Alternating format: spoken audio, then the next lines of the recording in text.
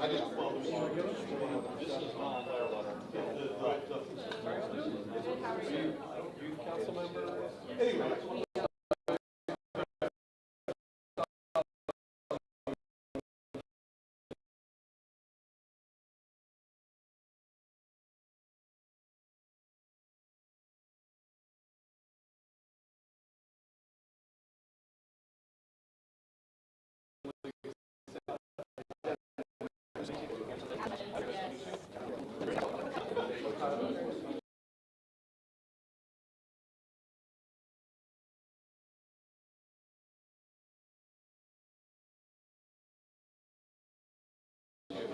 Well, I'm ready to get started. I'm going to call this order, and we will and lead with invocation and digital invocation, and then in the prayer. I'm sorry, in the pledge. So if you all join me by standing. Let us pray. Lord, we do thank you for many blessings. We thank you for the city of Niceville, the county of Okaloosa, the state of Florida, and the country to live in that, Lord, is the greatest country on earth. We just pray right now that you would be with the council, be with the mayor, be with those that are presenting before us. Help everything to be done decently and in order. Help each one of us to respect others like we want to be respected ourselves. And we thank you for all that you do. And we pray in Jesus' name, amen. Amen. I pledge allegiance to the flag of the United States of America and to the republic for which it stands, one nation under God, indivisible, with liberty and justice for all. All right. Let's move down to the roll call, and we'll make sure we have for the records. So, Councilman Stoffer. Here. Councilman Rominger. Present. Councilwoman, excuse me, Alley. Here. Councilman Schatzel. Here. And Councilman Tolbert. The pause is how you pronounce Rominger. I'm just glad you're not using council person. There you go. All right. Let the record reflect all are present. We have a couple things that I need a motion to add to our agenda tonight. One is the Take Stock in Children. The other one is the RF2502, the Employee Benefits Consultant and Brokerage, and then the Reef Flare Endorsement Letter. Do I have a motion to add those items to the agenda? So, And second by Mr. Stoffer. All in favor say aye. Aye. Any opposed, like sign. All right, let's move down to the consent agenda. Do I have a motion to approve? So moved. And a second? I'll second. And second. All right, all in favor say aye. Aye. Any opposed, like sign. Let's move down to the awards, proclamations, and presentations. Let's move over to the Youth Advisory Council update. For the Youth Advisory, we have Mr. Chris Hawley here from the Florida League of Cities.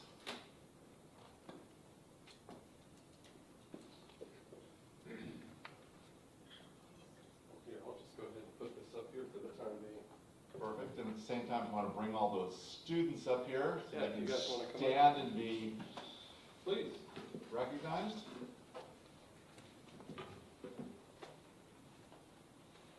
All right. So good evening, council members, staff, citizens, and the outstanding members of the Niceville Youth Advisory Council. My name is Chris Hawley, and I'm the Director of Member Services and Training at the Florida League of Cities in Tallahassee, Florida.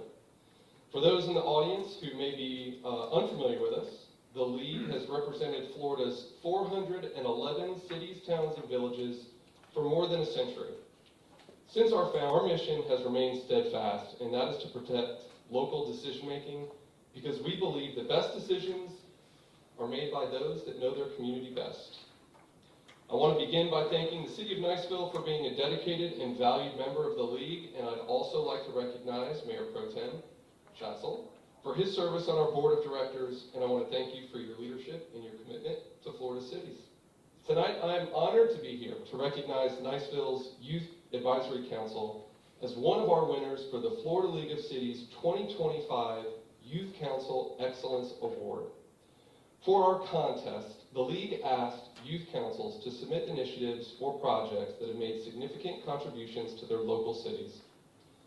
Through this program, the League invited youth across the state to showcase initiatives that have made a meaningful impact on their communities. The statewide competition is open to all Florida youth councils, its member cities, and only the top 3 are selected as winners. The Niceville Youth Advisory Council's 2-part community project sought to bring light and connection to those who may feel overlooked and isolated in the holiday season.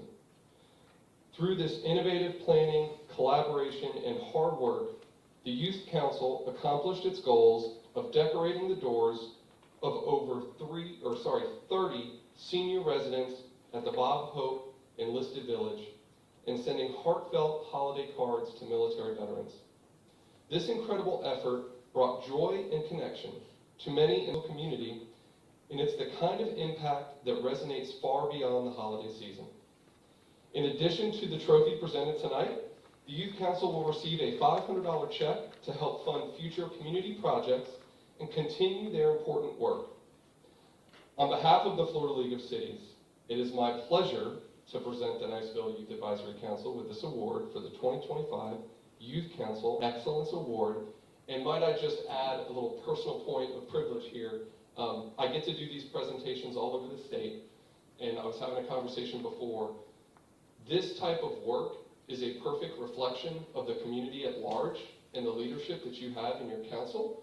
And I hope that you all would pass that on to the classes behind you, because that type of leadership is fostered, and when you keep that momentum going, it's just so important to what I think local government means. So I want to thank you, I want to thank the community and this council for what you guys have all done. So congratulations. And we'll take a picture with you. Can I get you to come down, or the council with your advisory council? You guys together? Oh, okay. Somebody's holding it, not me. We'll hold it together. Come on in, guys. 1, 2, 3. Hold on, don't move. 2, 3.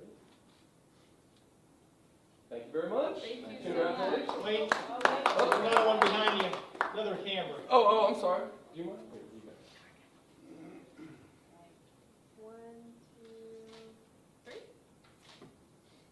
Got it. Thank you. Thank you. Any words? You don't have to. Well, thank you, everyone. Yes, thank you so much. Thank you. And this group of 4 here are all leaving this year. The years, they're all happy to be graduating shortly, so they'll be done.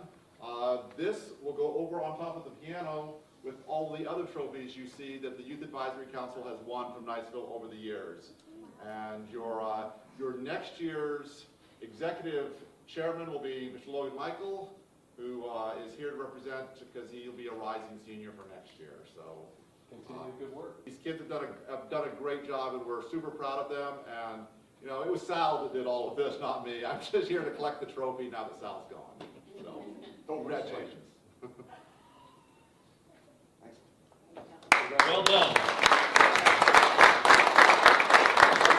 Roll up through the league, please. Right for it. Okay. The next item on the agenda is the Take Stock in Children. Could I have that group of folks come forward?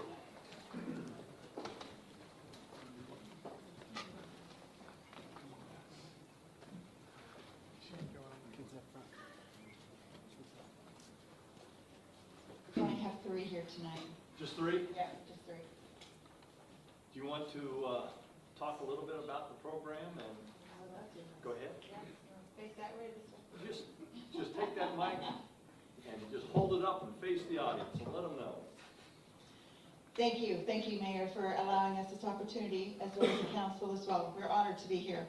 So we represent a thing called Take Stock in Children. We are part of the Okaloosa Public Schools Foundation. We are 30 years in operation across the state of Florida, 29 years in Okaloosa County, which is really amazing. Part of our program we select students from each of our middle schools. We do have some 9th and 10th grade exceptions, but most of them are from the 8th grade. And they are selected based on their GPA, attending school, and their disciplines. So there's other criteria. We have a rubric that we have our leadership council make the selection for our students. This year we were able to select 15. These 3 plus 1 that's missing, all are represented here tonight because Katie Matthews White left a scholarship for our students in education. So the city of Nashville is awarding us enough funds for 4 scholarships. Now these funds are through Florida Prepaid and they are matched dollars. So what they give us tonight will be matched so that these 4 students will be able to have a 2-year Florida Prepaid scholarship when they graduate our program as a senior. That's awesome. So, as the mayor, I get the privilege of bringing these youth and Ms. Evans up here to at least tell you a little bit about the program for those who didn't know it. And it's right, Katie Matthews, Katie's House of Flowers, when she passed, she left that to the city of Niceville to help administer that and offer scholarships, and this is what we do right now. So this year, we had enough money that accumulated that we could offer 4 scholarships. And you ask, well, how much is enough money for 4 scholarships? Remember, she said that they do a match. Let me look. What does the figure say here? Hang on one second. It's pretty impressive, I believe. It is very. It's over $15,000.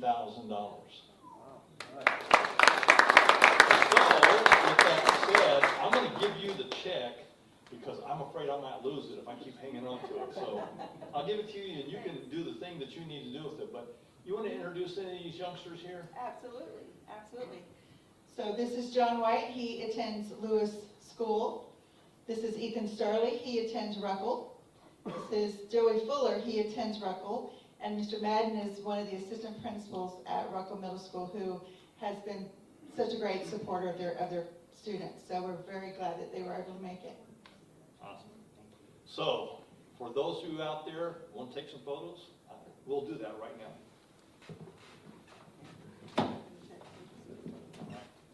Good deal. Let's get up here a little closer. Get in here tight. Get in here, because it's all about y'all. There you go. There we go.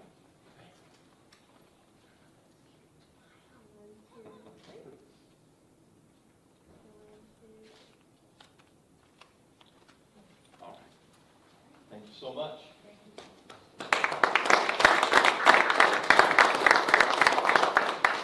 Dan, do you mind if I say something? Go ahead. Integral part of the Take Stock in Children program is their mentor program that goes along with this. And so this is my paid plug for Ms. Evans. Seeking mentors. So it's a 4-year commitment to go out and look to sign up and be a weekly meeting at the school with these children, with 1 student, and you take them all the way through high school and through graduation. I just attended their STARS ceremony, which was their welcome to incomers and say goodbye to the seniors. And it was moving. It was to see these mentors and how connected they were with the children. So if you're all interested in being a mentor and think you have enough time, please just Google Take Stock in Children or stop by the local school. The guidance counselor's office would be more than happy to talk with you about it to make sure that it is a good fit for you. I'm twisting some arms around the neighborhood to see what I can do, but it's a great program. So if you consider a little bit of extra time, it'd be well worth it. I Thank can you. leave my card. And yes, we are always looking for mentors, and it's really just once a week for 30 minutes. And you'll be amazed how just in that 30 minutes time, you're going to connect and bond with that kiddo. And it is a great program, as she's alluded to and what Doug followed up on. It was a great ceremony yesterday, and one in which I'm glad that we're able to help pass along funds to help get these kids through. And so again, if you're interested, it's a great program. And Christy, you can let yourself and the students know that if you want to leave now, you can. If you want to stay, you can do that too. Thank you, appreciate it.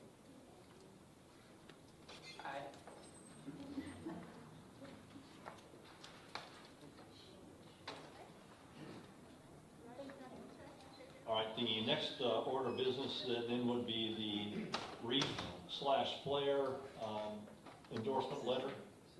Do I have a motion? So moved. And do I have a second? Second. So, and before you, council, you have the letter of endorsement that I am recommending that we send forward. For those of you out in the community, right now, the leadership out at the reef, for those who don't know what that is the University of Florida program that sits close by Eglin Air Force Base. You've probably driven by it many times, didn't realize what it was, formerly known as the GERC.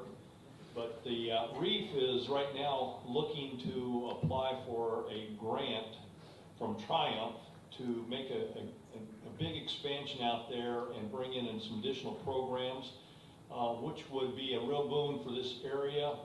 We're talking probably more money than you can count, and it obviously would bring a lot of jobs into the area as well. So they have reached out to us to see if, in addition to Eglin Air Force Base, if some of the local municipalities would endorse this effort. I've sat through the briefings that they did. The briefings have been passed on to the council. I believe this is a worthwhile endeavor, and if you have any questions about it, you can see us, and we'll try to do the best we can to get you information on further. But I highly recommend that the council approve this letter of endorsement. We will send it forward to the folks, and they'll present that to the Triumph Council in hopes of securing this multi-million-dollar loan to begin the endeavor. Any questions, comments from the council? All right. All in favor, say aye. Aye. Any opposed, like sign? All right. Let's move down to public hearings, first readings and so forth. Wendy? Okay, the EAR-based amendments to the comprehensive plan, ordinance number 25-XX-XX. Request approval to transmit the proposed amendment to the comprehensive plan to the appropriate state and federal agencies for review. An ordinance of the city of Niceville, Florida, providing for substantive amendments to chapter 9 of the comprehensive plan pertaining to housing, providing for enforcement, severability, conflicts, or codification, and providing for an effective date. Do I have a motion to approve? So moved by Ms. Alley. Do I have a second? I'll second. And second by Mr. Schatzel. Do we have anybody in the audience that wants to come before the council on this one? Kristen, do you want to address it at all?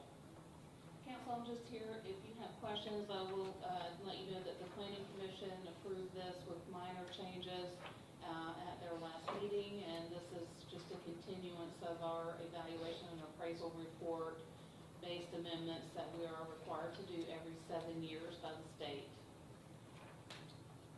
Thank you. Any questions or comments from the council?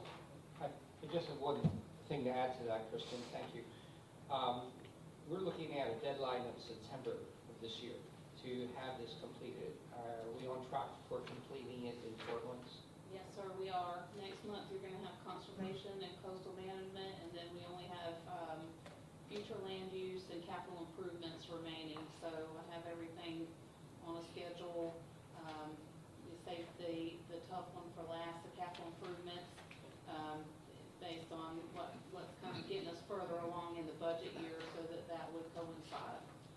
Thank you. Any other questions or comments from the council? Small scrivener's error, you're acceptable, is it deleting a word, I can provide you afterwards. Absolutely. We have that in the ordinance where we can make those changes. Any others?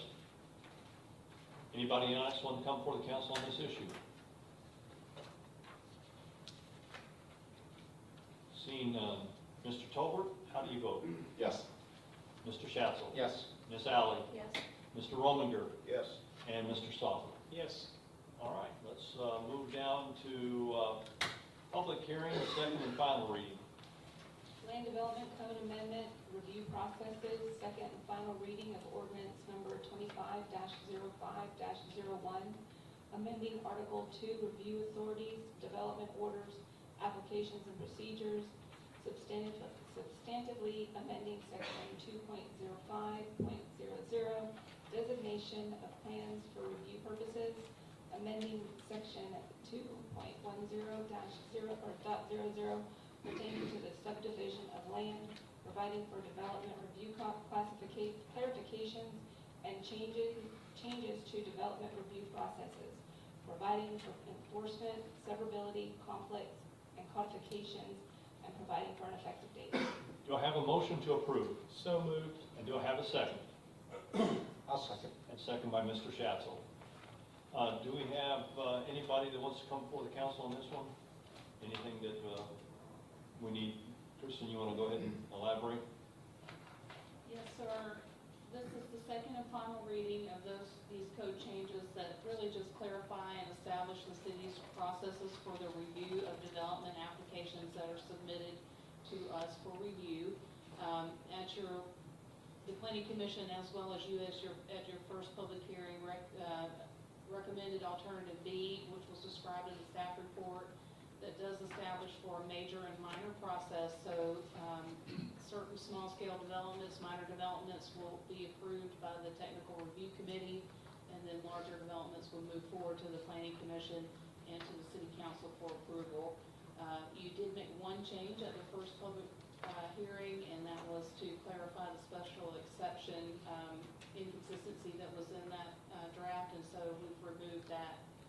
Those will come to you for review. Mayor? Go ahead. I just want to make sure that we're all aware that this is a major muscle movement here as to what the approval level is and how it will be done. And in way of example, I'd like to offer Wawa as our example. It will not come to you. It will not come to the Planning Commission. It will go to the Technical Review Committee and the City Planner for approval. So, if you are prepared for that backlash, we are forewarned. We know it is a conscious decision to have professionals try to take some of the emotion out of the decisions and put them into professional decision-making where allowed, so that as long as, now, if they came asking for a zoning change or a special exception, something like that, absolutely comes to us. But if they don't, if they use commercial property for commercial property of a reasonable size scale, it doesn't come in front of you. So I just want all of us to nod our heads and be aware of that. Well, I think you bring a good point there. Traditionally, the city has basically had a plan review for everything. And with that, you had a planner as well as a building inspector who fell in line with that to make sure everything met code and current building specifications and things like that. I know in some of the municipalities that I do building in, they require some of the things that the city of Niceville does not do. And I think dealing with that in such as energy efficiency requirements are required in other municipalities and governments and not here. So I kind of question that because there's a lot of inconsistencies in there. And then two is having that formal review process. And as I read through this a little bit more, I got a little more uncomfortable with this as well, because I feel like some of the stuff really needs to come to the highest level, because it does affect the city and the architect of it. So just my 2 cents there. No, I mean, don't confuse me. I'm comfortable with it. I just want us to be aware that we've moved it to try to intentionally, I think, try to take some of the emotional response out. Because many times people will come with a plea of like, but if the landowner, property owner's rights are a big thing these days, and for the city to try to quash those, we open ourselves up when we make emotional decisions versus legal and factual decisions. So that's why I just want to make sure that we're doing that. And but it's a big step. It's a step away from small town. It's a movement toward process, and part of this was a calendar. So it's not like we're letting people that can't be heard on a topic. It's the calendar that Christian provided also shows where they're going to advertise TRC meetings as appropriate by agenda. Signs will be placed just like signs have been placed. It's just the date of the meeting and the agency holding the meeting will not be the planning commission on some of these. It will be at a technical review committee level where there are, experts in all of those fields that are there to represent versus appointees. Well, that goes to the other side of it too, is, now are we getting rid of the planning commission now for a TRC? So why are we having a redundancy then? I guess is what I'm seeing here. So the city's always had a technical review committee and a planning commission, and we really are codifying the way we've been operating, so to speak, but with a little tighter parameter on it in terms of what qualifies as a small scale or a minor development. It's a little smaller than what we had been considering a minor development in the past, but we've always, as far as I know, taken minor developments to the technical review committee and not to the planning commission and to the city council necessarily. That's kind of been the way the city's operated. So we're really just seeking to codify that and make sure that that's where we want to be. Just as Mr. Colbert is explaining, we want to make sure that this is the operation that we want to continue. I put forward several options. One was to bring everything forward. One is to do a hybrid minor major where certain smaller projects, that's commercial under 15,000 square feet, or residential 10 units or less, could follow just a technical review. And then anything larger would still go to the planning commission and to the city council. Now, it's really important to realize that staff is never setting policy. So, any kind of a code change or change to energy efficiency requirements or anything like that would have to come to you as an ordinance for approval. So we as staff are just interpreting and enforcing the code as written today, and we would not be creating policy at that TRC meeting. That is something that only you can do through the ordinance process and amendment to your land development code. Yes, go ahead. Use the mic. So, my concern now, because I'm dealing with this over in Walton County right now on this asphalt plant, they reduced the size to become a minor development as opposed to a major to try to get around issues. And so Wawa does not fit into the major development order. I haven't seen their plans come through yet, so I don't know what size the building is going to be, but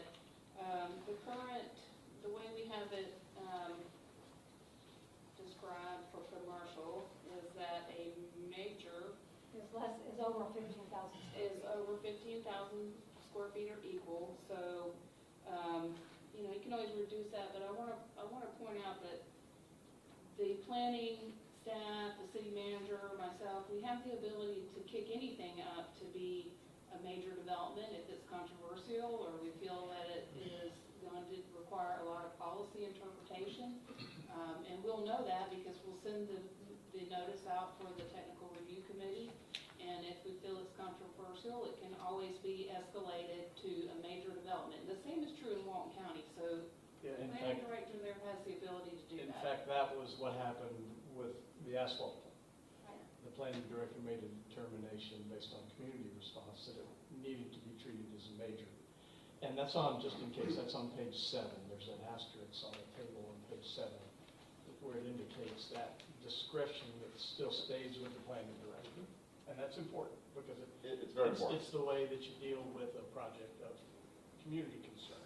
Where the planning director goes, okay, I think we need to put this out. And that would take it to the planning commission and to you also. And keep in mind that all the major developments are still on the planning commission. The planning commission is still reviewing comp plan changes, land development code changes, planned unit developments, all of those things that they've been doing, they will continue to do. Are there other questions by the council? Mayor, the TRC, I asked last month, is the TRC agenda and the meeting minutes going to be published? And the answer, the response was yes. So the question this month is, the TRC normally meet during business hours, like before 4 o'clock or 5 o'clock? Because the planning commission and city council meet at 6 o'clock.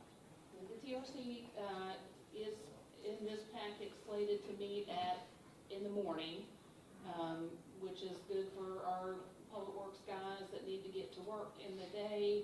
And that is similar to what the Okaloosa County Development Review process. They have their TRC meeting in the morning.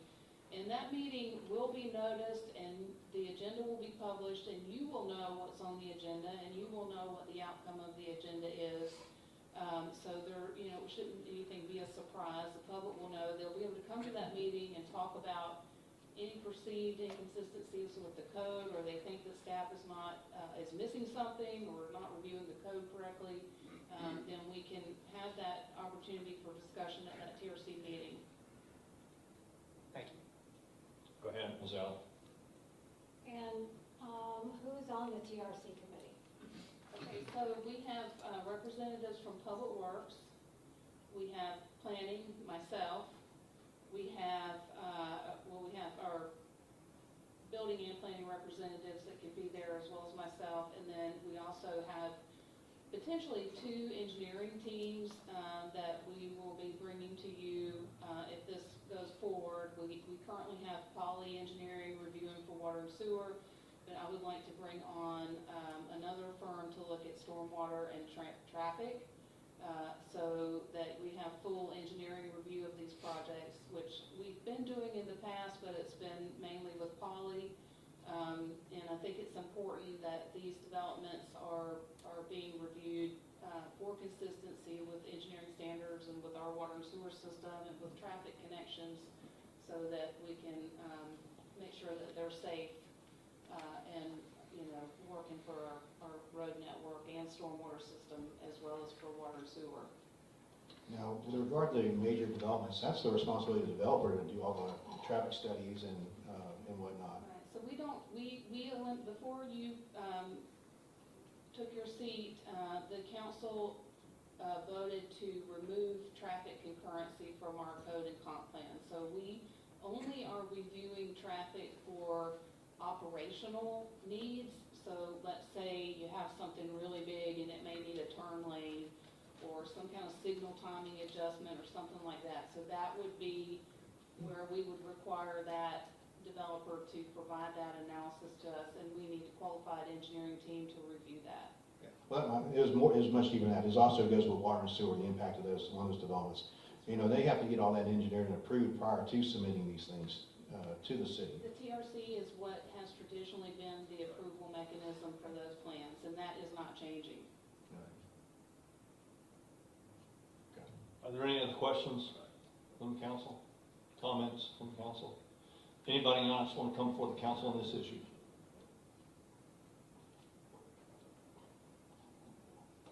Mr. Tolbert, how do you vote? Yes. Mr. Schatzel? Yes. Ms. Alley? Yes. Mr. Rominger? No. And Mr. Stopper? Yes. All right, let's move down to city manager reports. I just have one piece of information I'd like to share with you, council, that we issued the notice to proceed to Half Engineering today to study Palm Boulevard and the intersection of Palm and 20 near our schools for a possible turn lane. This engineering firm is going to be looking at paving all the informal parking in the Palm Boulevard right-of-way and creating safety for our students and looking at the school zone through there. So it's a really exciting project, and we're looking forward to working with the Okaloosa County School District on this project over the summer to make Palm Boulevard as wonderful as our schools are. Amen. Excellent. All righty. Any other reports from the city manager's office? Thank you. All right. Chief of Police.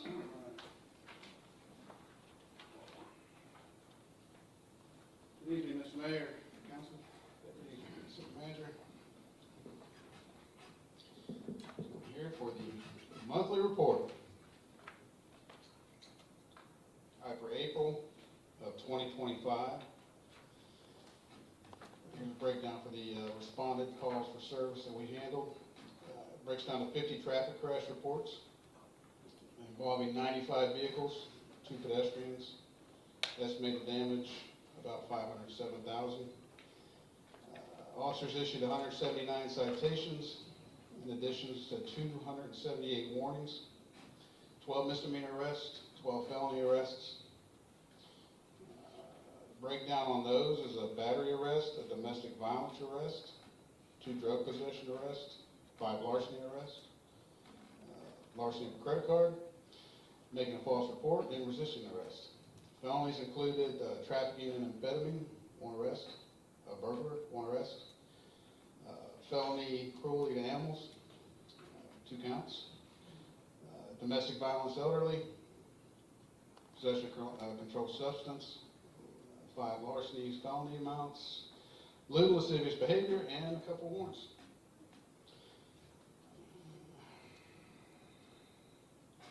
A couple other notes of interest.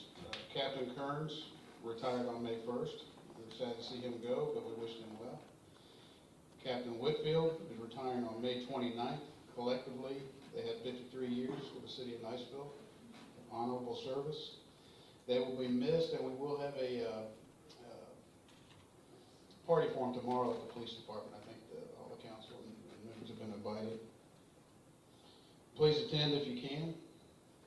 The officers participated in Deputy May's funeral with our honor guard, and also participated in a fundraiser for his family.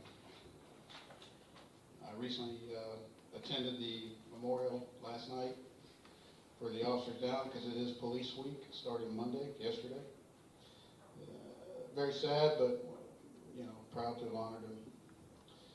We participated in the drug take-back, drug take-back program, and 118 pounds and 0.75 of prescription medication was collected. We had a promotion. Lieutenant Payne was promoted from sergeant. We swore in a new corporal, Corporal Carter, and also a new sergeant, Sergeant Hagan. Both of them bring vast experience to the police department, and we're looking forward to their benefit to the city. We cooked lunch for the seniors at the Rocky Bayou, the graduating seniors. They're very hungry. They enjoyed it. We had high five mornings at the Rocky Bayou Christian School and Pluto Elementary School. We conducted a bicycle safety class for the Cub Scouts. Participated in a Walk in My Shoes event to stop childhood abuse. And my favorite, we attended the Star Charity fundraiser for the Okaloosa County Sheriff's Office Boys Ranch for their clay shoot. Our Sergeant Broxton took first place, top cop, which was very impressive. And Mr. Mayor and I, we represented the over 50 club. It was a fun day, and we raised good money for a good cause. And I think that is it. Do you have any questions? Questions by council? Question for you, Chief. You mentioned there was 50 accidents and 95 vehicles involved. Yes, sir. How many of those had to be towed? Do you know? I couldn't break that down for you right now. I can get the information. If you don't mind, please. Huh? If you don't mind, please. Okay. I don't have it right now. We can get you. All right. I'll get it to you. Any other questions? Go ahead, Mr. Chastain. This is going to be directed to the chief since he's up here in front of the microphone, but I want to thank him for being, I was at a luncheon today and being the guest speaker, and I probably 50 or 60 individuals, mostly seniors, at this luncheon, and they asked some very good pointed questions, and they are hungry for our city directors, our city mayor, our city manager to get out and give them information.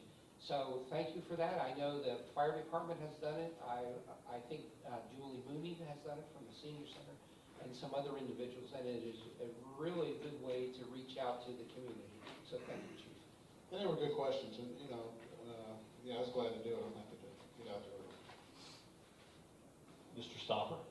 You didn't mention the speed zone cameras. I don't know if you have the statistics on that yet, but do you have those? I do not have the breakdown on those right now. They're still averaging about 200 a week. We did have a glitch with one of the flashing lights in that we did not obviously write people citations. How do you know that? How did you know that the flashing light wasn't working? It's all on video. You know, when the officer reviews it, you can see the entire thing. I can give you an example of what it looks like, if you'd like to look at it. And I do want to ask you about the towing. We changed the towing, I don't know if it was statute or whatever it was, thank you. But we went outside of Niceville at some point. Yes, sir. And so, I'm just wondering, did we need to do that? Are we, you know, I think we're pulling from Destin's, maybe even Fort Walton at this point in towing. Do you know? Right now, we do have Destin Towing. We have, we have one from Fort Walton now. No Logic, and the rest are local. I'm just wondering, we did change it at one point. I'm just wondering if there was a need or if we need to It was a decision. reevaluate. Yeah, it was a decision by the city manager, and I do agree with him. At the time, we did have a need for that. The majority of tows, we were down to basically one towing company in town. Not aware of any towing issues with them, you know, me personally or anything like that, but it didn't hurt to open it up for better service. With as much activity as we have with the traffic crashes, I don't think it's a bad thing to have others on rotation. They're on the rotation list that Right. you're talking about. I'm just wondering if there's any way to give priority to Niceville. I can look at it, Put them because it is top. structured I'm by just wondering, state. you put them top on the list every time, and then if they can't do it, then we rotate into the other ones. Let me research that, because it is laid out in law how you can. Yeah, and I'd even consider if we could change, you know, the statute on that. I just think we need to keep it local if we can. I don't know why we would, I mean, if they tow it, they've got to tow it to Destin, right? And the people have to pick it up in Destin Right. versus Niceville. So I just wonder if that's fair, in some respects. So I'm curious too. He brought it up, but I was, looking at some of those things myself. So if we can just reevaluate that. Okay. Yeah, Chief, I was really, I'll bring it up with the city. I wanted to know how many vehicles are actually towed. Currently, the local company said they were called twice last month, and that's why I figured, well, how many vehicles were towed out of those 95? To give you obviously a fair assessment of it. But I do feel like we taking business out of Niceville does not bode well for what the city of Niceville is all about and keeping things local here. It's made Niceville very successful for many years, and it will continue to do so. I do agree that bringing in other agencies to do this, based on the history, they've never had a problem fulfilling the towing requirements that have been levied on them with the local groups. So I would highly suggest reprioritizing. Okay. I'll look into it and I'll see what the state. But follow the statute, whatever we wrote. Right, well, yeah, I have to follow the rotation statute, and obviously we'll follow the direction of the city manager and get his input. Mr. Tolbert, did you have something? One more re-attack on speed zone cameras. Yes, sir. Just so I can answer questions. Do you have a breakdown of like rough percentages of who gets what out of the, I know we've heard it before, out of the $100. Shanitra, can I put you on the spot? No, she ran away. It should be in the minutes. Basic, ma'am. It should be in the minutes because David had all those projections of who gets what. It comes down to, I think, $60 out of the 100. Because the school board gets a little bit of it. The school board gets a The percentage. state gets their cut. State gets their cut, we Company get gets a their cut, percentage. we get our cut. Yeah, and it's roughly, I think it's less than 60% when it breaks down, because it also covers crossing guards, you know, our funding for crossing guards, so. But I get that for you as well. I know, thank you. Are we actually issuing citations yet? Yes, sir. Okay. I'd like to have, follow up on that towing issue. If the out-of-town companies are not part of the rotation, then we wouldn't be out of violation, correct? So we brought in outside companies, But if we decided that, well, maybe we don't need Fort Walton Beach and take them out of the rotation, and there's only 2 companies in the rotation. I don't know necessarily that that would be out of compliance, but I don't want to speak on it. I think we decide, you know, if there's a company we don't want on the rotation for various reasons, you know, we have some companies out there that charge too much, even though the price breaks down what they can only charge for it. Some of them have thrown in additional fees, and I've had discussions with a company or two where we had to pull one company because of that. I don't know, I mean, you know, Councilman Rominger made a good point. We've been doing it a long time with roadside, but I have to check the law and I'll have to get the direction to city manager. Now, when you were full on beach, did y'all call in Niceville tow trucks as well? They were all over, yeah. Yeah, we had Dustin, we had as many as we could get. Because, you know, when you need them, you need them. And I can't speak intelligently on how roadside did because I haven't been here that long. From what I understand, you're correct. Not issues that, you know, that I heard of. But I can't really tell you. But we do, I don't think it's a bad idea to have others. If the law will allow us to structure them as backup, I can live with that. Yeah, because you have Class C tow trucks that you can pull in from Panama City. Obviously, there's nobody local that has that. Right. And I understand that, but I think for what, you know, basic accidents and things like that here in the area, so I know they're staffed deep with several trucks as well as AA as well. So hopefully they haven't, AAA, but hopefully they haven't done anything to sour that relationship. And it would be my suggestion. I don't know any great details. I'm just, the concern is hey, we're not in the rotation anymore for whatever reason. We don't know why. At the time when the decision was made, I believe it was a valid decision by the city manager I'm not going to discuss all the details right now, but there were some issues that needed addressed. I think have since been addressed, so we can reevaluate. All right, thank you. Are there any other questions or comments? Thanks, Chief. Yes, sir. Chief Mayville.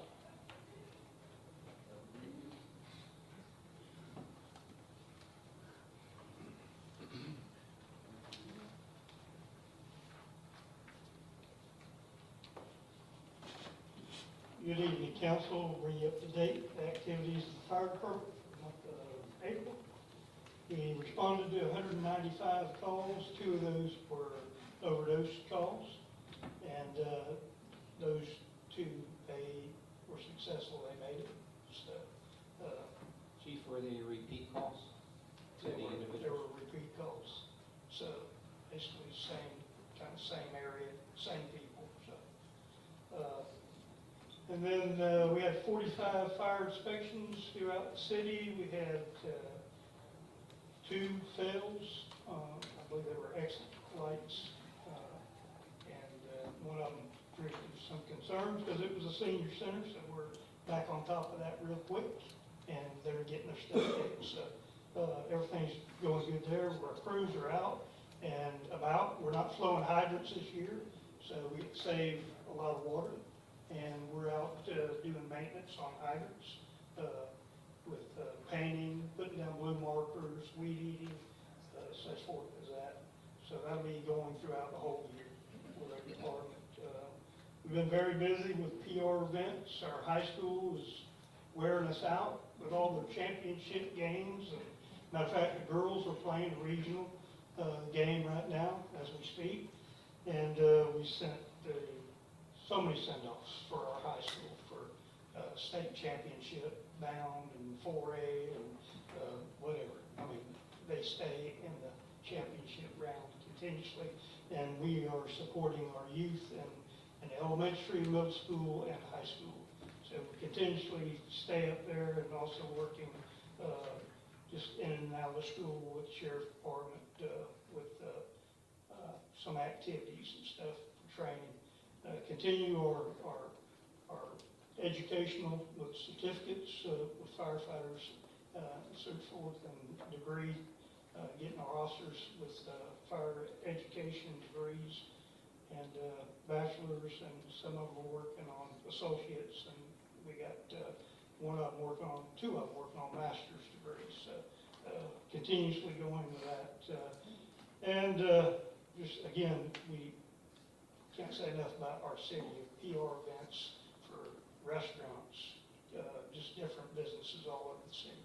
And then memorials and funerals and different things, also up here at the college raising the big flag and doing all the different stuff around the city for our community. Also had a magnetic stimulation class for like PTSD and different things for first responders, and we had a lot of the guys go through it, and we brought city run to come in and looking out for our first responders and seeing if there's anything they could do for them. City goes well beyond what they need to do for our first responders.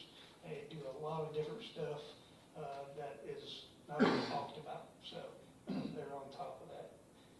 Crew members, we were at the annual picnic. We were participating in that, and that was great, put on by the city. And also, the summertime's heating up, our boats becoming a little active, so you notice the bay's got a lot of activity on it, so we cover from this side of the bay all the way out to Destin, all the way out to South Walton, and back around the Rocky Bayou. Skiing accidents, sinking boats, and boat fires. A lot of folks need to, a reminder of maintain your boat, corrosion on your battery terminals and stuff, and especially when you go to hit the ignition and fumes in there, and don't turn the blower on, boats blow up and catch on fire. So we all the time educating the marinas and different places around the docks, and we're going and inspecting the marina docks and all different facilities. So we're constantly going to the marinas and checking on the stuff. There's like fire inspection stuff goes on down there that we stay on top of it as well. So our marine division is up and working. Anything from the council? Any questions or comments from the council? Go ahead, Mr. Tolbert, and then Mr. Shasta. One question on the, you brought up the Marine Division. Has Eglin ponied up anything with their new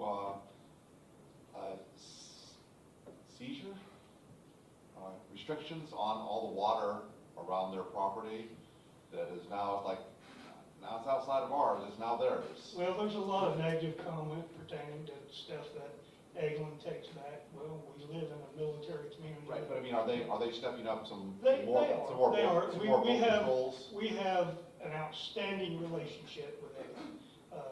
We have a joint training committee for the county. Eglin is a part of that. Our fire department is first in on everything Eglin has. We were first in on the Climatic Hangar. When it caught on fire, we were first in on the Marine. When they went down, we have an outstanding relationship with Eglin. Yes, sir. Okay. Chief, manning on your department. So are you 100% man, or are you overmanned or undermanned? Right now, we have enough manning in our department to do what we need to do.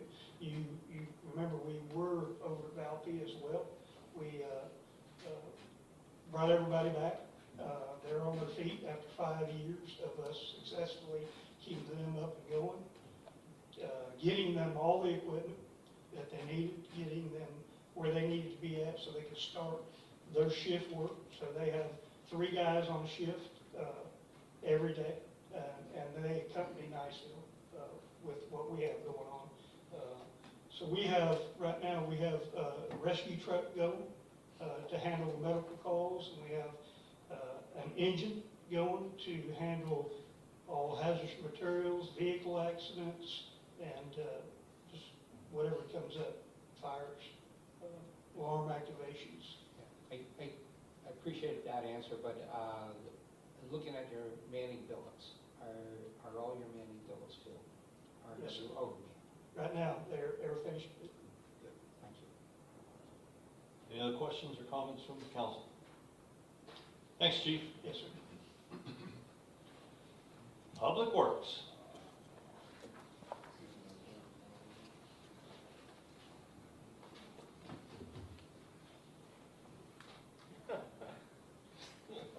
Every time I better bring some water up here tonight. I didn't want him to throw one, hit me in the back of the head with one shit. I didn't bring one, I'll throw one at him. How you doing, Mayor, Council, Ms. Shell. Public Works, the upgrade of lift station 20 on College Boulevard is complete. The guys laid over 60 foot of pipe in-house, saved the city $30,000. So, once again, another wonderful job to them. They did notice on routine lift station inspections last week, there was, some cracking in the new liner. This is a new lift station that the college paid for. They met today with the owner of the company, so they will be coming back, stripping the liner and respraying the wet well. Nothing, no charge to the city. The Reeves Pipeline Gator Bourne is on, trying to finish up their second bore. They're running some issues trying to get through the creek, but they've got it figured out. They should be finishing up, moving to the last bore at the intersection of 285 and 293. Once that's complete, we'll be ready for Okaloosa County to move in and lay the actual pipeline. So we're going to get on that. The Reeves Pond is cleaned out and complete. The new meter system, we're working with, IT and Tyler Technologies, utility billing, and trying to work out the software part of the new meter installation. I have talked to Badger. Hopefully by the end of the month, hopefully in 2 weeks, we'll have a kickoff meeting. And by the end of the month, they'll be in replacing all of registers and all of the meters, get that done. So that's going to be a big plus for the guys. Like this month, we had over 900 rereads. So that's going to be a big burden off our shoulders. We just got to get the software right. They're working hard on it, getting it together. So hopefully by the end of the month we'll be able to start that. The sewer upgrade on from College Boulevard to Cherrywood Court. We met on that last week. They came with over 1,000 feet of sewer line. We've got a game plan. We're going to be able to save a bunch of money on relining the section from north of College Boulevard back to the south. So we'll just realign that section and then start laying from the College Garden Department through that green belt. So that's going along good. We're also working with Poly Engineering on the design of our 1 million gallon potable water tank. It is staked out. It should start clearing it next week. And Poly will be able to come in and do their bore samples and move in the right direction for more water. Seville Circle, Colton and his team finished up the sewer taps. We got one more water line just a stub across the road. I made contact with Northwest Florida Asphalt this morning, and he's going to give us a date to come and finally get that road paved and cleaned up. There is a drainage issue. 23rd Street is actually in the county, where the drainage issue's at, where Seville meets. So we're going to be paving the road since the road's city. The drainage issue we met yesterday with the county will come and fix the drainage issue. Give them hell, Mr. Shell, or Mr. Hall. So, we have changed our generator run times to Monday instead of Tuesday mornings to allow our new generator technician, Mr. Mark Jett, give more time to work on the generators in case of any issues. He's off and running. He's been a great asset so far in this city, so it's been a wonderful hire right there. We had 47 water calls, 11 sewer calls, made 1 water tap, 11 sewer taps, 539 line spots, changed out 17 meters, and completed 345 service orders. We have a stormwater issue on Cape Lane in Everglade. Y'all ready? We're waiting on you. Where's that water bottle? Cape Lane and Everglade.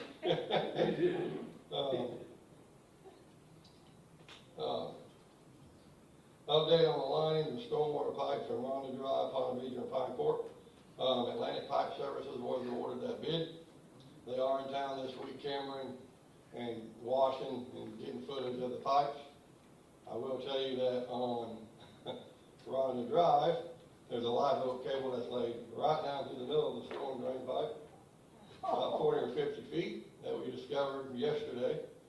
So we'll have to circle back around live oak and see what's in the room if possible. I mean, it goes, they bore through the pipe, and I mean, straight down the pipe is conduit. Easy getting through there. Yeah. So about 40 foot of it got that cable in it. But Atlantic Pipe Services is in town, Cameron, Washington, we'll regroup with them and try to get the pipe cleaned up. We have completed a drainage issue in Dana Point. I'm sure all y'all seen with all the weather of the weekend, the sinkhole that was at the corner of Sycamore and 13th Street. That was actually Okaloosa County. They addressed that issue starting Monday. They probably laid 10 foot in 2 days. They're not like our public works, but they are on, well, that's county, but they are on scene. Prison squad's working hard, still getting 5 inmates a day. That's really saving the city. We're one of the only cities in the county that's able to do that with our own help. We only get inmates every day, and it's really saving.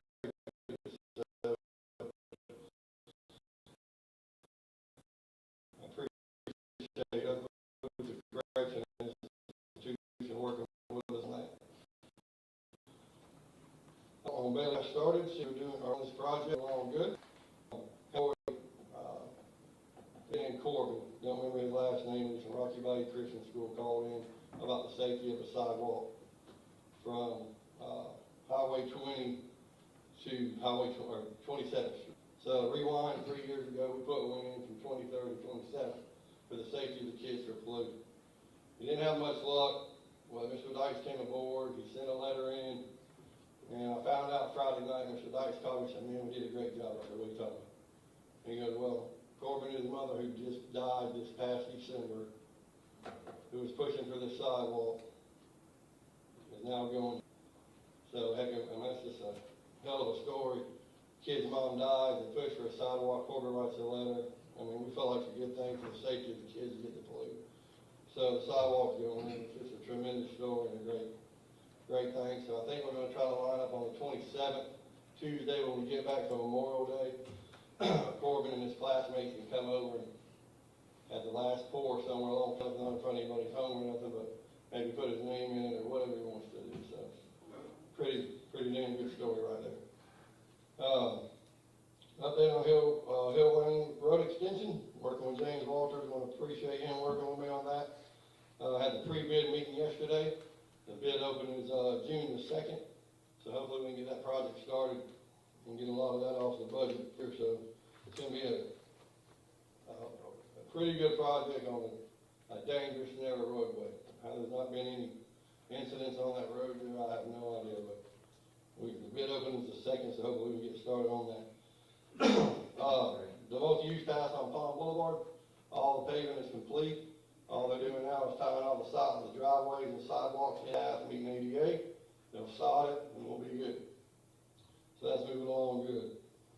All the Christmas items are the Oaks mini storage, and the White House up here, so we'll be tearing the White House down shortly. So everything is up here above the skate park. We're no longer paying fees to any storage companies. The roof at the council chambers has been awarded here, Coastal Roofing. So he's got supplies ordered. We will be working around council meetings to try to get that accomplished. The Arden Department has completed the renovations of the Community Development Department, so it looks pretty good. I think they did a damn good job. If you're out and about, go check it out. Hang on, I'm drinking. Building and planning. Right. Completely gutted and renovated. It is wonderful over there. We made a new office. They did a fantastic. It's kind of long over, it's kind of like the council chambers, long overdue. Yes, long overdue. Talk about that next month. I keep talking about that. I think we were talking about that 12 years ago. Once again, as always, Church of Latter-day Saints of Jesus Christ. Or Church of Jesus Christ of Latter-day Saints. I mean, I tell you what, they help us out. We might as well just hire them. I mean, they do a great job. I need to get them in here one night. I really do. I mean, they've been painting the deck at the senior center for us. They came a couple weeks ago and spread mulch at the kids' park. They're just always doing great things for the city. I really give a shout out to them. We really appreciate it. Working with Emerco Striping on restriping Parton Drive from Highway 20 to Bayshore Drive, and then Pink Road from Palm Boulevard back up to 21st and Pink. Code compliance update. Had 45 cases the month of April. Had 17 voluntary compliance, 6 open cases under investigation, 17 courtesies, and 5 ongoing investigations. Now you're going to notice you don't see a shining penny tonight, but, you know, like always, these guys right here, Colton, Ernie, Jimbo, JW, Water and Sewer team, I mean, they show up at every meeting, they do a great job, but, you know, these guys, all through the weekend with power outages, I think they left at 5 a.m. on Saturday morning. You can't ask for a better team than them, and I appreciate you guys. Thank you.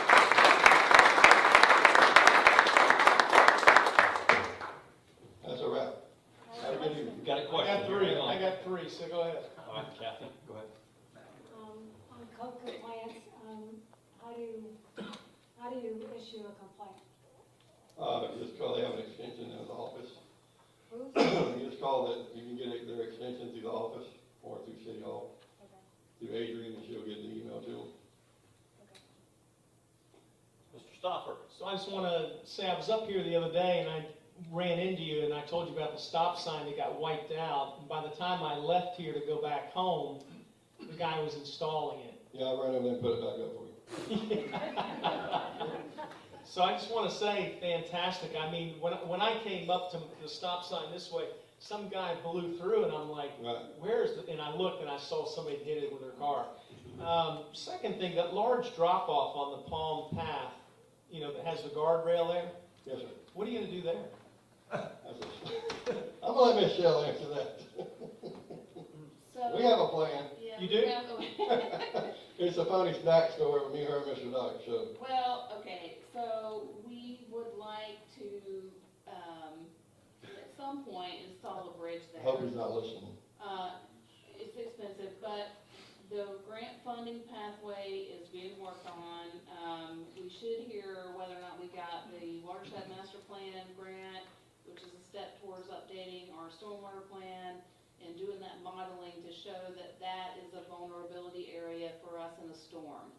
So we're working every grant angle we can to get that missing piece in there. It may take us a while, but in the interim, we would like to put up some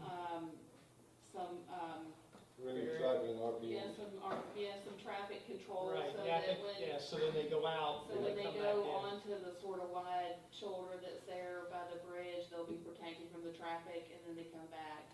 And then, just so the public knows that this trail does stop before you get to 20, but that's where our grant that we worked through the TPO, the 1.5 million, picks up. So this is gonna be a thing that takes a couple of years and is done in pieces, and eventually will connect to the county's trail up at College, but it's a long-term program. Yeah, you said you were finished with Palm, and I'm like, what?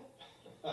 But anyway, the third one, and you know it's probably coming, the Valpy Boulevard sidewalks, you know, I've been pushing for it for a couple of years, got the approval. I mean, I don't know. So how did the county commission meeting go? I haven't Did they heard about approve? I haven't heard about that yet. Okay, and that'd be I the know same it's going in front of their board, I don't know when they met, if Okay. they've even met yet.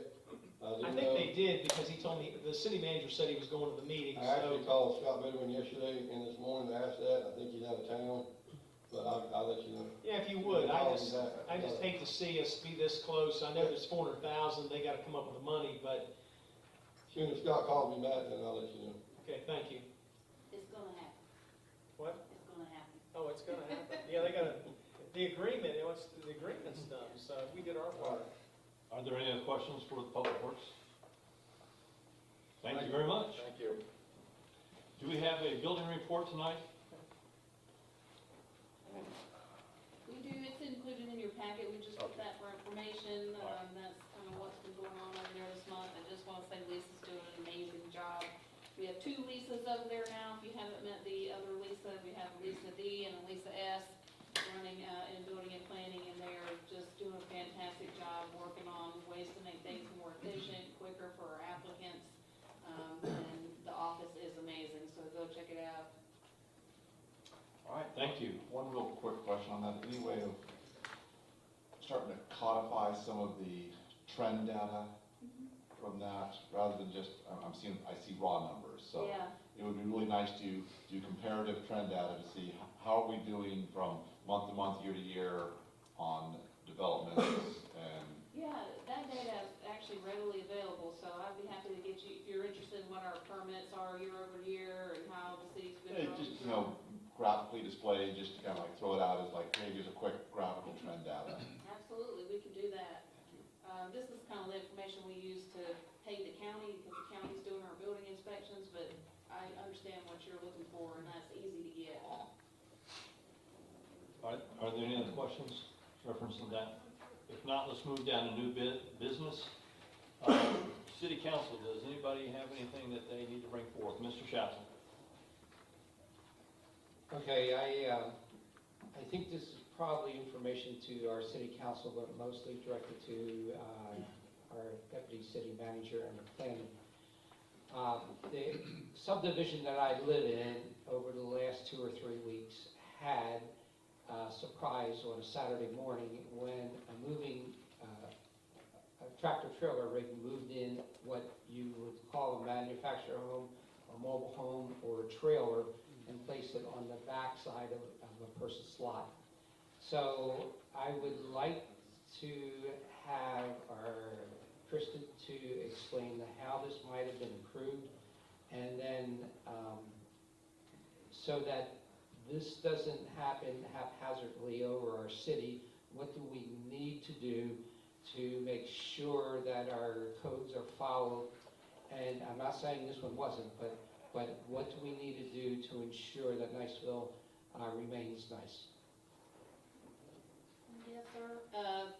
Mr. Mayor, Council, the accessory dwelling unit that Councilman Schatzel brings up was permitted and was within the city's code. So it was fully permitted, met all of our requirements, and there would have been no reason on the code book for staff to deny the request for permit. The city has had an accessory dwelling unit allowance for a long time. I'm not sure exactly when it got put in, but it's been in our code for a long time. And so in any neighborhood essentially that doesn't have a homeowners association or covenants and restrictions, homeowners can install an accessory dwelling unit. We have a number of them in the city. There's been several built, I know, in just in the year that I've been here. So it's something that we've allowed for a long time. It's can be a small unit for a mother-in-law or a child even, or even for rent. It's a big affordable housing issue at the state level to allow these. Back about 9 months ago, we amended our accessory dwelling unit ordinance to install a size limitation, which we previously did not have. That size limitation is 900 square feet right now. And that could be changed, so that's one of your options if you want to look at that. And we can go through some options here in a bit, but the one that got installed at Galway is 481 square feet. So it was under that even change standard. It was actually the unit that prompted us to make that change because he had originally come in with a much larger unit, and we asked the applicant to reduce the size because that would have just really been incompatible. And you don't want an accessory dwelling unit to be a second house on a property. It's supposed to be subordinate to the primary unit and be a smaller granny flat, if you will, or mother-in-law suite, or whatever you want to call them. So anyway, our code allows those. Allows them up to 900 square feet. It does have some requirements for where they're located, within setbacks, how close they can be to the primary. If they're located above a garage, there's a different set of standards. If you have a homeowners association, that may not allow those units. This particular neighborhood did not have one, and we did check that when we permitted it. We reached out to the original developer and to the public courts to make sure that there was no HOA in place or covenants that would restrict. And that's something the city does as a courtesy, because we cannot enforce covenants and restrictions, but we always ask. And we always check, and we always try to make sure when we do our permitting. That's just something that the city of Niceville's always done. Now, in terms of options, you do not have to allow accessory dwelling units at all. That is one option. The council could direct staff to remove the accessory dwelling unit provision from our code entirely.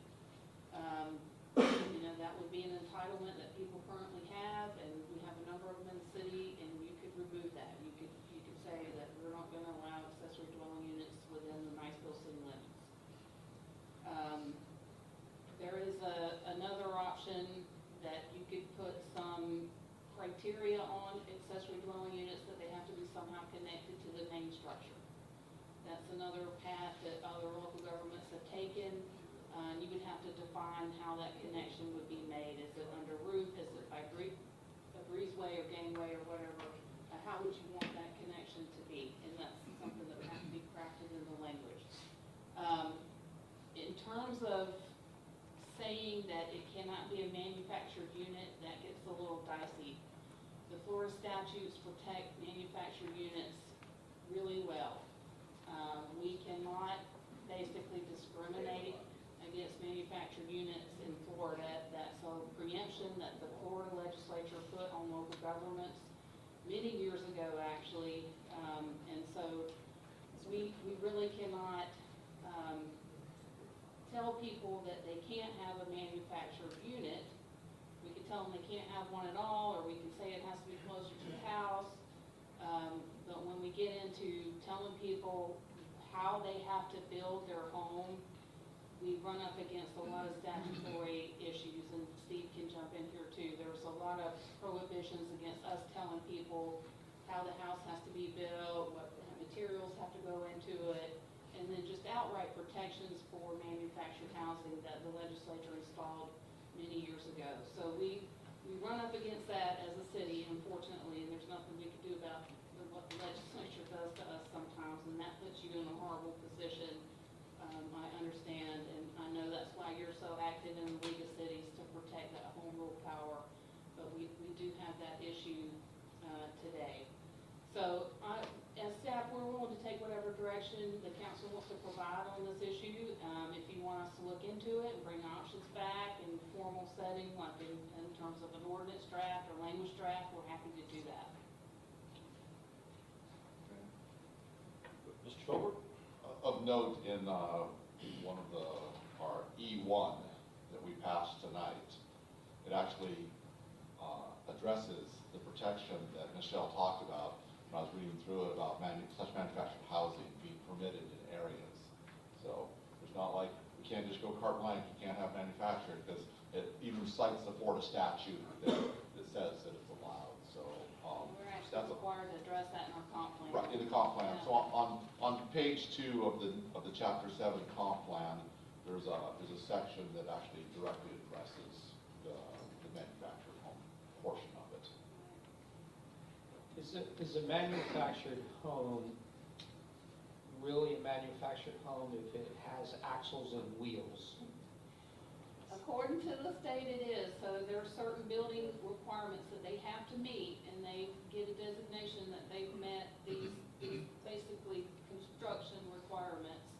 And there is a distinction in the statute between manufactured housing and mobile homes, which were a thing of the early days, in the 70s. And so Do we require removal of axles? yeah, so this unit will be on, it will be set down, and, I mean, because they bring it in that way, because, I mean, it's gonna stay on the, now, when things are on axles and they are, this is a little bit of a gray area, you can have something called a park model, or you can have a tiny home on wheels that are more like recreational vehicles.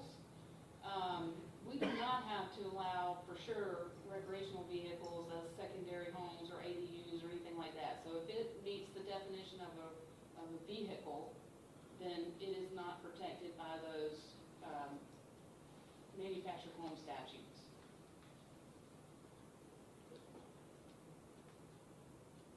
I don't know the individual who put this on his lot, but I would assume that with a cost per square foot that it takes to build today, and we have enough people in our presence who can tell us what that is, but at a 481 square foot structure, you would think that it's separated away from the house, that they have to have perhaps gas, water, sewer, electricity run out there. So this is all an expense that the homeowner is going to have, plus you're telling us that he has to lower it on a pad, or if it has axles, then It'll he have to doesn't be have to do tied it. down and set down, basically. If it stays on wheels, that's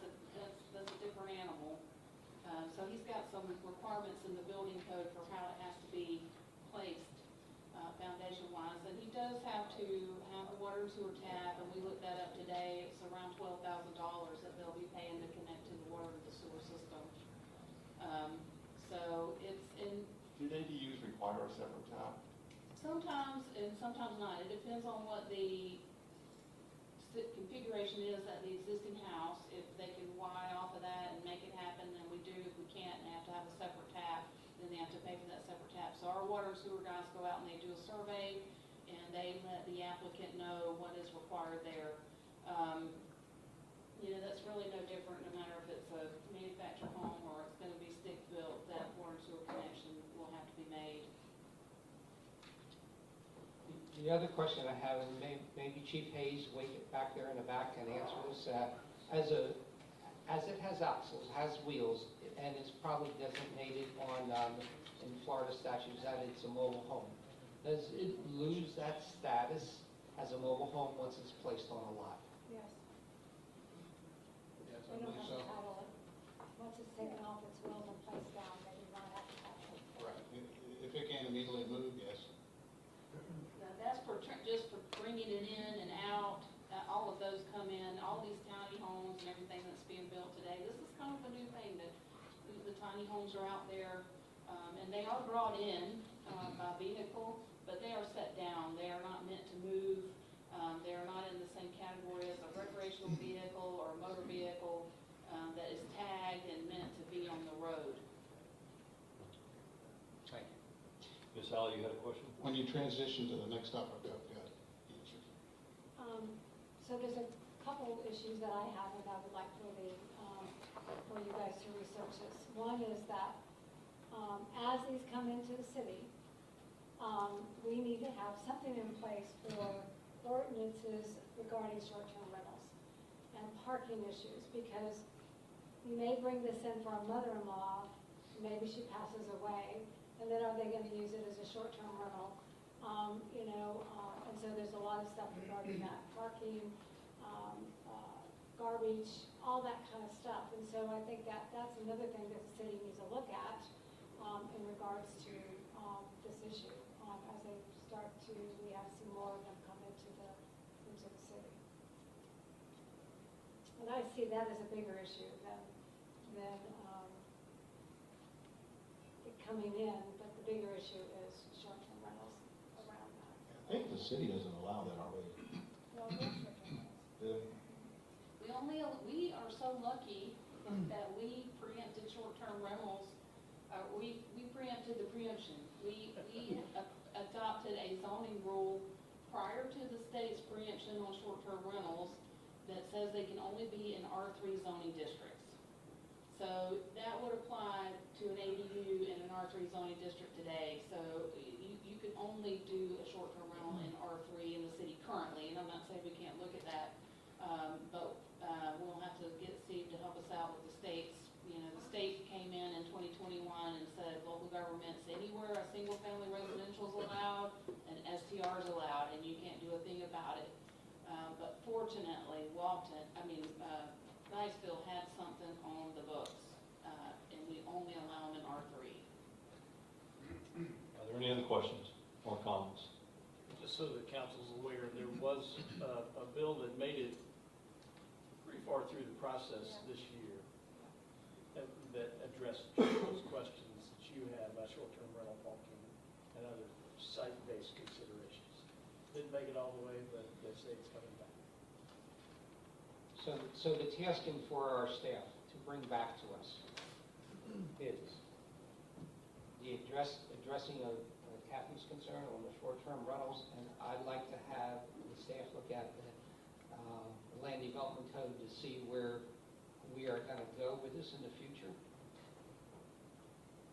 Will Chris bring back some options on what to do? Yes, ma'am. Okay.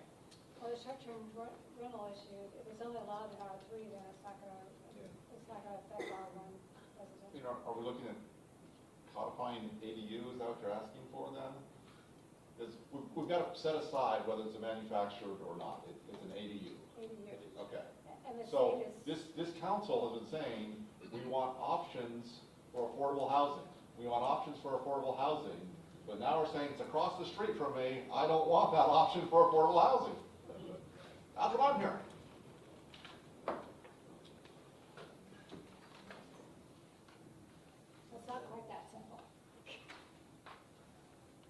think addressing the parking and addressing No, what absolutely. Kathy brought up is correct. It's not to get rid of the ADU, it's what her, I don't think we can help Bill, and that's what you're talking about, but I think we can look at what Kathy's talking about.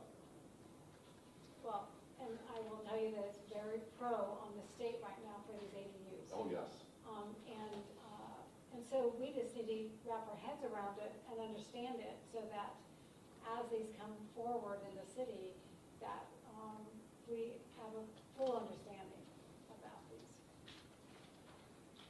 Okay. I mean, one thing we can look at is where they're located on the lot. I honestly think some more flexibility on this particular one in terms of where it got located on the lot would have been beneficial in looking at that. So we might want to look at some of those dimensional standards that are there, just as an option.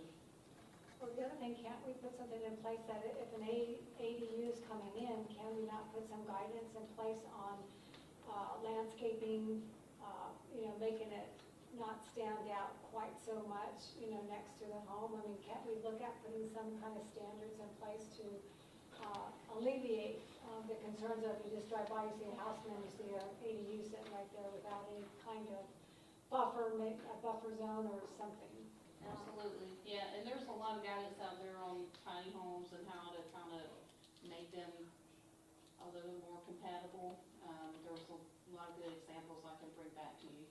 Because kids are coming back home because they can't afford to live in anyplace else, and I don't want them in my house. I got Or your mother-in-law. And we don't have basements around here. You're right. Well, some of us do. Yeah. I'm sending my kid there. Already occupied, sorry. All right. Do we have any other issues that the council needs to bring up as under new business? I don't know about, maybe it is, or is it comments or new business? Yeah, you can bring up your comments too if you want. Okay. Somebody contacted me today and was talking about Doge. You got the federal government, you got the state, DeSantis, and there's a committed list. Walton is on there, Santa Rosa is on there, Okaloosa was not. That was the first question. But they also have municipalities like the Defuniak Springs, Freeport, and the cities are doing a resolution and just saying that we are, in favor of being sort of Doge committed. And I think it deals a lot with the finances. When I was talking to the city manager about it, just that he's already Doge compliant long before the federal government named it, just with the savings that we have. So I just want to bring that up, that was brought to my attention, just in case somebody in the audience ever comes up. Maybe it's something we can look at. Anything else? All right, let's move down to the Wawa Development Order. I believe that's, the request is to continue that to the June 10th, 2025 meeting. Do we need a motion on that to continue it? All right, I need a motion to approve. So moved. Do I have a second? Second. And a second. Any discussion by the council? All right. Mr. Tolbert? Yes. Mr. Schatzel? Yes. Ms. Alley? Yes. Mr. Rominger? Yes. And Mr. Stoffer? Yes. All right, let's move down to the Gainer variance request. Again, this is one of those, and it's Resolution 25-04-01, and it's a request to continue it to June 10th, 2025 as well. Do I have a motion to approve the continuation? So moved. And do I have a second? Second. Second by Ms. Alley. Discussion by the council? Mr. Tolbert? Yes. Mr. Schatzel? Yes. Ms. Alley? Yes. Mr. Rominger? Yes. And Mr. Stoffer? Yes. All right, let's move down to the approval of the 2025 calendar of meetings. Mr. Mayor, don't forget about the RFP that. I'm getting to it. It's H5 on my Okay, list, all right. okay? Oh, I'm sorry. All right. That's right, you don't, but I do.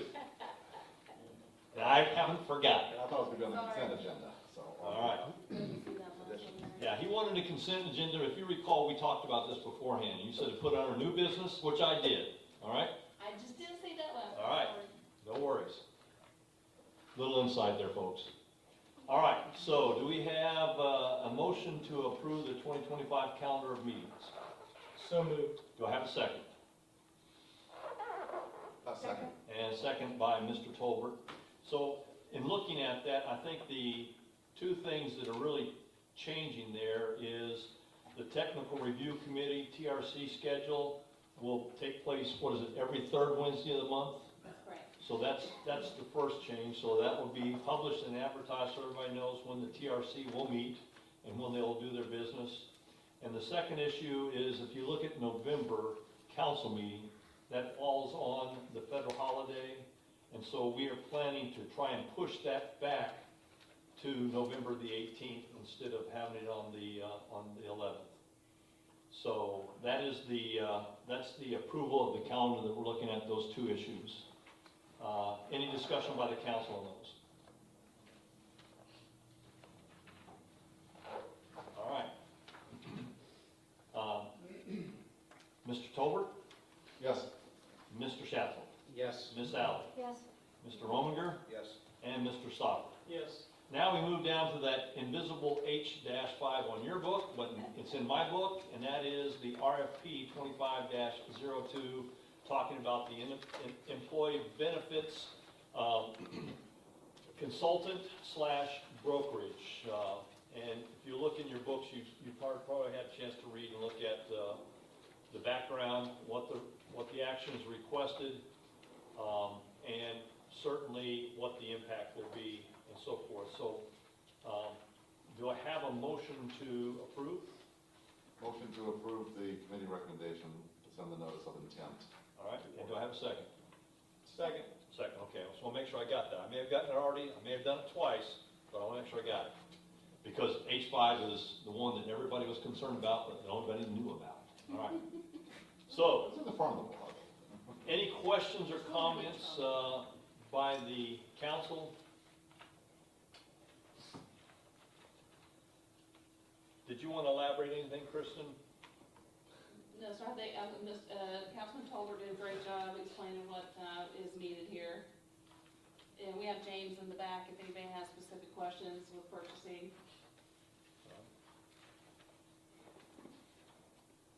Would anybody in the audience like to come before the council on this issue? All right, Mr. Tolbert, Yes. Mr. Schatzel, Yes. Miss Alley, Yes. Mr. Rominger, Yes. and Mr. Stopper. Yes. All right, I think we're getting close, folks. That brings us down to that opportunity that probably a few have been waiting on, and that is we're going to open it up to the community to bring forth any issue that you want to present or bring before the council. Again, there are a few ground rules. You get 3 minutes, so I always strongly suggest you make your point quickly, because we will cut you off at 3 minutes, or I should say I'll cut you off at 3 minutes. If we have multiples that want to discuss that, and it's the same issue, we will consider whether or not we'll cut it off at a certain point with the annotation of that there's additional people waiting to speak, and we'll record that in the minutes.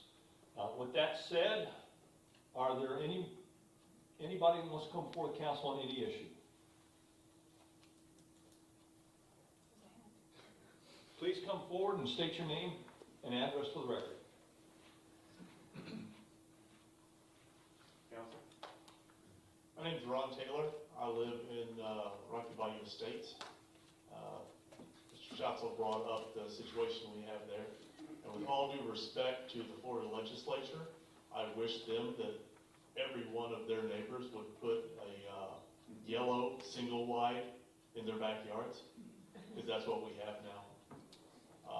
I am certainly aware of the restrictions for the manufactured homes and how they're trying to protect that. However, we're worried about our property values and how that will affect. And so while you may not be able to go after the manufactured home side, is there anything you could put in place with regard to aesthetics? That would certainly help. Because the fear is, as soon as someone does it, more people are going to do it. And all of a sudden, the area that we live in, it's going to look like a trailer park. That's our fear right now. Thank you. Okay. Thank you.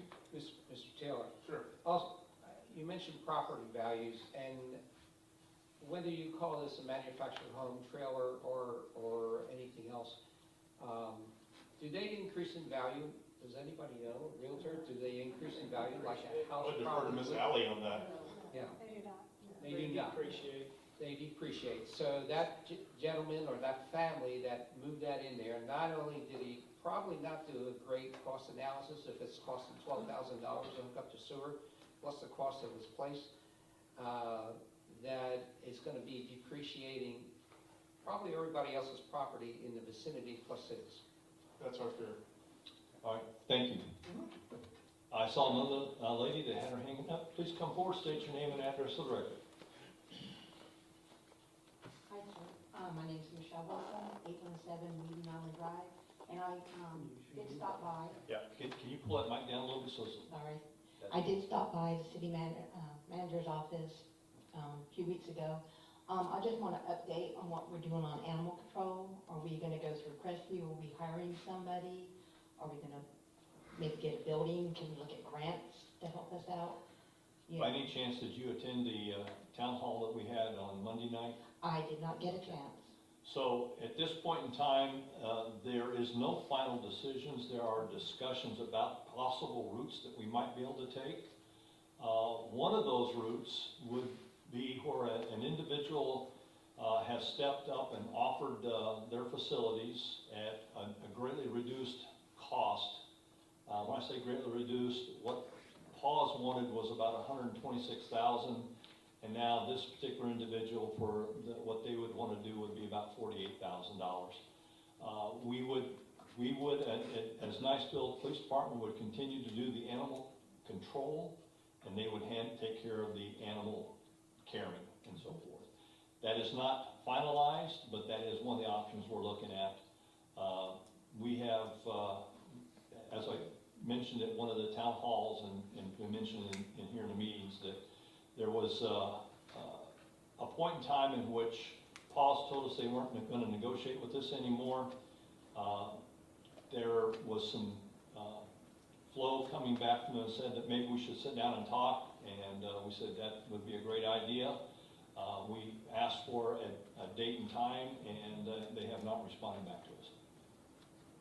That's where it stands at this point in time. So in the meantime, if an animal is found or something, are we having to call you all, or are we just doing what everybody's doing by going on Facebook? If it's in the city limits, you contact our police department, and the police department will take care of the animal. Now, I will tell you that since January, I think there was it, Chief, was there 10 calls, you collected 10 animals within a day, 9 of them were picked up from the owners? Within a month, yes. Was it within a month, not within a day?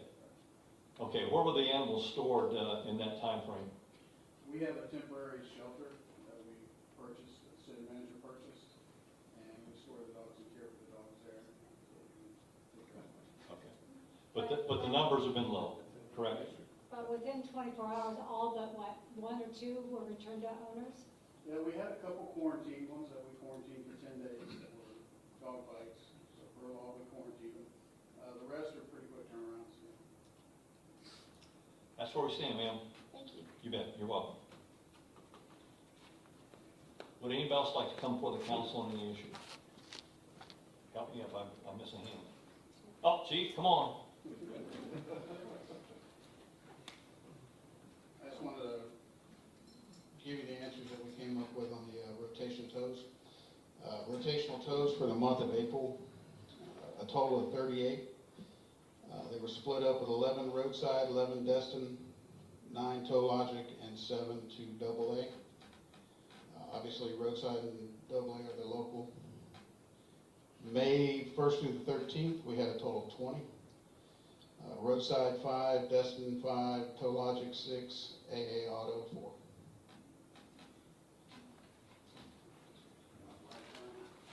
Thank you, Chief. Thank you. Thank you, Chief. Anybody else have anything they want to come before the council on? All right, with that said, do I have a motion to adjourn? So moved. All in favor, say aye. Aye. We are adjourned.